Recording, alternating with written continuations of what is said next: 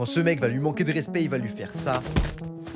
Et là, on pourrait se dire que c'est mérité, sauf que la raison est beaucoup plus controversée. Parce que ça s'est passé en 2016 dans une compétition de judo, et dès que le combat commence, c'est le combattant bleu qui domine tous les échanges. Il voit tout à l'avance et le combattant blanc commence à s'énerver de plus en plus. Mais le pire, c'est qu'il va réarranger quand il va commencer à le titiller à chaque fois qu'il arrive à défendre ses prises. Sauf que la tension, elle va vraiment commencer à monter quand il va tenter cette prise désespérée que le combattant bleu va défendre parfaitement. Parce qu'en plus, juste après ça, il va lui faire une prise magnifique qui va lui marquer un point. Mais c'est à partir de maintenant que le combat va prendre une toute autre tournure. Parce que le combattant bleu, il s'est blessé au genou, et ça son adversaire va très vite le remarquer. Donc directement après ça, il va en profiter en lui envoyant des coups de pied dans le genou, ce qui est complètement interdit. Et plus il voit la douleur, plus il va le frapper fort, jusqu'à ce qu'il va lui mettre ce coup dans les parties. Là, il va être obligé de prendre une pause, sauf que l'arbitre, lui, il n'arrête pas le combat et leur ordonne de continuer de se battre. Et quand il va vouloir lui serrer la main pour reprendre le combat, il va faire ça. Et malheureusement pour lui, cette prise va lui marquer 10 points, ce qui est une avance phénoménale. Mais le combattant bleu va se battre jusqu'au bout pour tenter de revenir au score, mais tout ça en vain. Cependant, à la fin du combat, les juges vont regarder la vidéo pour se rendre compte qu'il avait triché et finalement rendre la victoire au combattant bleu. Cet homme est un psychopathe. Il déchiquette ses victimes, jette la chair dans le hachoir à viande, et en fait de délicieuses saucisses qu'il vend dans son magasin. Personne ne s'en doute. Chaque client qui goûte est ravi du goût. Même les habitués reviennent sans cesse et attendent patiemment dans la file. Ainsi, lui et sa femme gagnent une fortune. Mais dès que la viande humaine est épuisée, la femme utilise ses charmes pour attirer de nouvelles victimes dans la rue. Elle les amène à la maison pour affiner le goût. Elle masse les hommes et les détend, jusqu'à ce qu'ils s'endormissent, puis son mari les frappe avec un bâton. Ensemble, ils traînent le corps sur la table de boucherie. Ils le découpent et apportent la viande au magasin. Bientôt, leur affaire est tantôt connue dans toute la ville. La file devant la porte s'allonge chaque jour. L'homme observe ce qui se passe. L'eau lui monte à la bouche. Finalement, il ne peut plus résister. Il se sert une portion. Et dès la première bouchée, il devient accro. Sa femme le voit. Elle veut aussi goûter, mais il refuse de lui en donner. Dès ce moment, ils partent chaque nuit pour chercher de nouvelles victimes. Ils attendent dans le bon moment et frappent. Mais plus de gens disparaissent sans laisser de traces. Le danger commence à se profiler.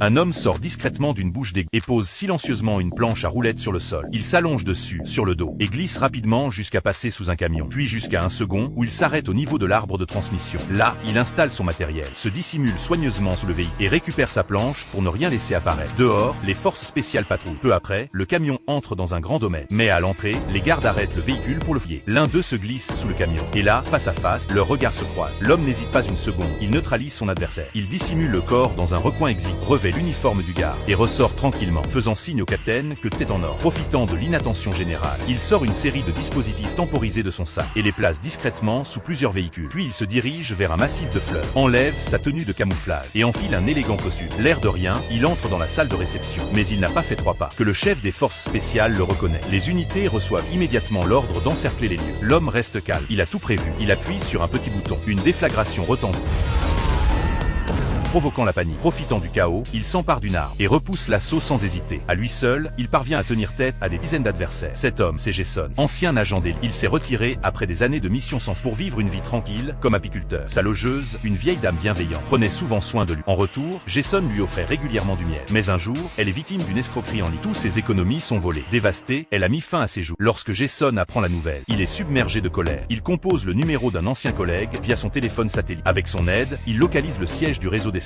Jason prend la route. Devant l'immeuble, il compte bien faire sauter. Mais les vigiles tentent de l'arrêter.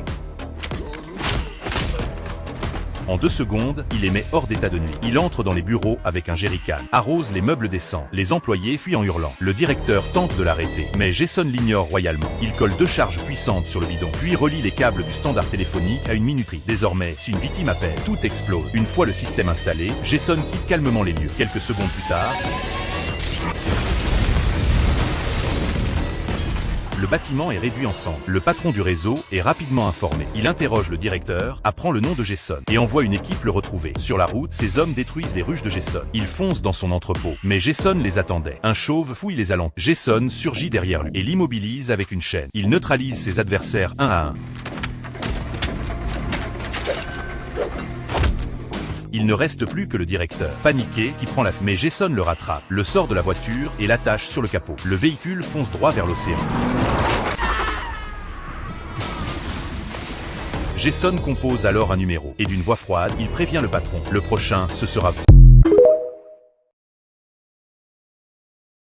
Il découvrit stupéfaits qu'un tireur d'élite les tenait déjà en joue.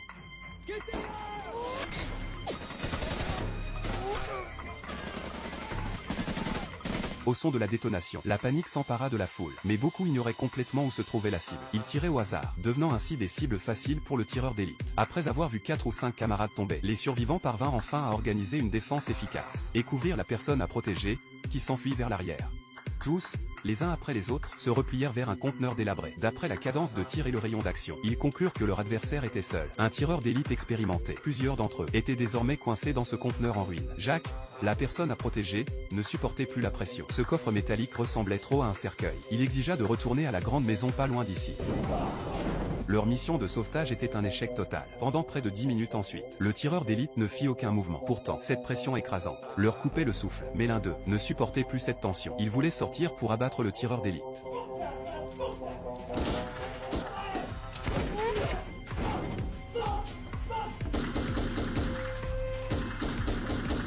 Un homme de plus tomba. L'équipe de secours ne comptait plus que 2 membres, David et son compagnon. Ils ne pouvaient plus attendre le coucher du soleil. Après concertation, ils décidèrent de tenter une sortie risquée. En courant assez vite, au moins l'un d'eux survivrait. Le plan était arrêté. Les 2 hommes se levèrent en même temps et sortirent rapidement du conteneur.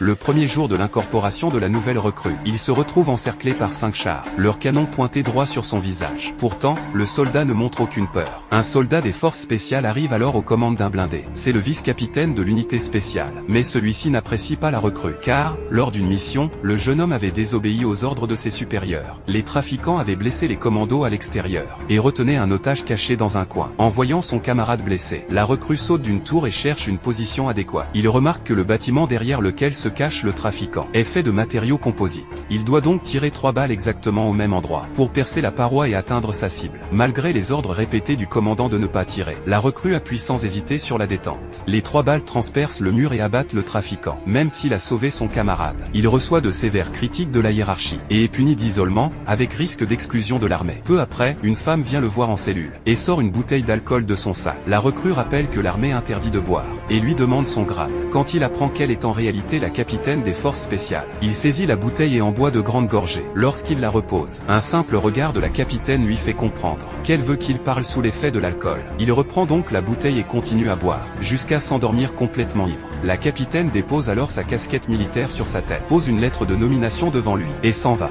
Le lendemain, la capitaine organise son transfert en hélicoptère pour sa prise de poste. Puis le vice-capitaine appelle un camarade, et lui confie la recrue. Ce dernier, intrigué par le jeune soldat, lui remet directement l'insigne des forces spéciales. Preuve qu'il intègre officiellement l'unité d'élite, les Werewolves. Jenny est toute seule à la maison. Elle se fait un petit massage du ventre. Tranquille, super détendue. Mais ce qu'elle ignore totalement, c'est qu'un inconnu est planqué dans son placard, à travers la fente. Jacques écoute sa respiration, et ça l'excite au point qu'il se fait plaisir tout seul. À ce moment-là, ils ne se connaissent pas. Et pourtant, il y a comme une drôle de connexion silencieuse. 10 minutes plus tard, Jenny sort de chez elle. Jacques en profite. Il se glisse dehors, et pique une paire de ses chaussettes, encore chaudes de son odeur. Pour rester planqué longtemps, il transforme 2 armoires, et crée carrément un passage secret. Quand Jenny rentre, elle découvre une maison nickel chrome. Elle pense que c'est son mari James qui a tout rangé. Mais lui, il nie. Il lui balance même qu'elle fait encore des crises d'amnésie. Et Jenny finit par le croire. Sauf que dans l'ombre, Jacques se décide à agir. Il fait la vaisselle, le ménage, répare les meubles. Peu à peu, il s'intègre dans la routine de la famille. Jusqu'au jour où la fille de Jenny sèche les cours, ramène son mec, et commence à flirter dans la chambre. Jacques se cache derrière le frigo pour pas se faire griller. Mais rongé par la culpabilité, il chope le téléphone de la fille, fait dégager le mec, et se fait passer pour le père pour la protéger. Et là, coup de théâtre, il découvre que James trompe sa femme. Et pire encore, qu'il envisage carrément de l'éliminer. Alors Jacques passe à l'action. Il capture des guêpes venimeuses et ramène à la cuisine, étant un piège mortel. James se fait piquer de partout. Le poison fait effet et il s'écroule net. Jacques apparaît enfin au grand jour. Il contemple le corps de James, fier d'être devenu l'unique protecteur de cette maison. La nuit tombée, il rejoint le lit de Jenny, l'enlace doucement. Elle ouvre les yeux, puis les referme, acceptant sa présence. Un voyeur, un danger, mais aussi un ange gardien. De l'inconnu à l'ombre du héros. Chaque geste de Jacques est un mélange de tension et de frisson. Cet homme transforme des explosifs en fines plaques, les découpe en forme de rectangle et les emballe dans du papier alu pour qu'on pense que c'est du chewing-gum. chewing-gum. Puis dans une cigarette, il cache un fil de détonateur, fait un petit repère et ajoute un traceur minuscule. Il a également versé de la crème anti-requin dans une boîte de gel. Ensuite, il a cherché un criminel qui lui ressemblait et il s'est maquillé pour copier son visage à l'identique. Il est ensuite sorti dans la rue et a volontairement provoqué la police jusqu'à se faire plaquer au sol. Résultat, il est envoyé dans une prison en pleine mer. Lors du contrôle, les gardiens ont regardé ses tatouages, ils ont ouvert la boîte de cigarettes, puis les chewing-gums, mais ils n'ont rien trouvé. Il est donc entré avec tout ce dont il avait besoin. Une fois dans la prison, il a repéré sa cible. Il s'est levé pour parler avec lui, les deux sont très bien entendus et la cible lui propose alors de venir manger dans sa cellule. Le soir venu, la cible est en train de préparer le repas, c'est le moment parfait, alors il chope un bâton, il étrangle la cible contre la fenêtre et il lui met un tissu sur le visage pour que la cible perde connaissance. Mais très vite l'alerte est lancée, il marche à contre-courant des autres détenus et arrive devant un mur. Il sort le chewing-gum explosif, le roule en boule et le colle dans une fissure. Il sort ensuite le fil de détonateur caché dans la clope et il l'allume et les caméras le repèrent. Il avale le traceur, enlève ses vêtements et s'enduit de crème anti-requin. L'explosion retentit, les gardes arrivent, il prend un bâton, élargit le trou dans le mur, rampe à travers et saute de 100 mètres directement dans la mer. La question c'est pourra-t-il vraiment s'échapper sans laisser de traces? Le film s'appelle Mécanique Résurrection sur Prime Video. Quand on vous dit qu'il y a des gens qui sont sur une autre planète, c'est pas une blague. Là, cette femme, elle est végane et elle a bloqué ce mec parce qu'il allait manger KFC. Donc en gros, le mec, il allait manger du poulet et ça lui allait pas. Mais vous allez voir la phrase qui m'a fait le plus rire, elle est complètement folle, elle va la dire juste après.